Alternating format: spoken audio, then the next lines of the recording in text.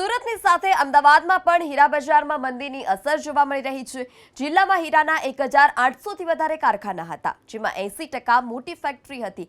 જો કે હવે માત્ર 600 થી 700 જ કારખાના કાર્યરત છે, જ્યારે કારીગરો 1,48,000 હતા અને તેની સરખામણીમાં હવે માત્ર 1 લાખ કારીગરો રહ્યા છે। એટલું જ નહીં, બાપુનગર હીરા બજારમાંથી પણ હીરાના વેચાણ ઓછું થઈ રહ્યું છે। આ સાથે જ 2 વર્ષ પહેલા જે રત્ન કલાકારો પ્રતિ મહિને 20 થી 25,000ની કમાણી કરતા હતા, જે હવે માત્ર 10 થી 12,000ની કમાણી કરી રહ્યા છે। અમદાવાદમાં હીરા ઉદ્યોગની પરિસ્થિતિ તો એવી છે કે આજથી 7-8 મહિના પહેલાં જે કારખાના ચાલતા હતા ને એની કરતાં અત્યારે 15-20% કારખાના બંધ થઈ ગયા અને જે ચાલે છે એ અચૂક ચાલે છે। ક્યારેક રજા હોય, ક્યારેક ચાલુ હોય, અઠવાડિયામાં 2 રજાઓ રાખે, કારીગરોનું પૂરું કામ નહીં મળતું। જ્યારે ચાલુ હોય ફેક્ટરી તો અડધો દિવસ બેહાડીને કામ કરાવીએ છીએ। જે કારીગર પહેલાં 1,200નું કામ કરતો હતો અત્યારે 500-700નું કરે છે।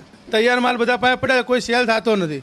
કાચો માલ તો હોય જ છે, પણ તૈયાર માલ સેલ કરવા જાય છે, જે પડતર હોય છે એની કરતાં 15-20% અંદર ભાવ માગે છે, એટલે કોઈ સેલ કરતું નથી। નુકસાની કરીને કોઈ ધંધો કરે નહીં। કોરોનામાં જે તકલીફ પડી, પણ કોરોના ગયા પછી હીરા ઉદ્યોગ ધમધમતો હતો, પણ આવી મંદી જે 2008માં મંદી હતી ને, રત્ન કલાકારો મળતા હતા અને આ વખતે રત્ન કલાકારો 6 મહિનામાંથી સારા એવા લોકો 62 જેટલા મરી ગયા।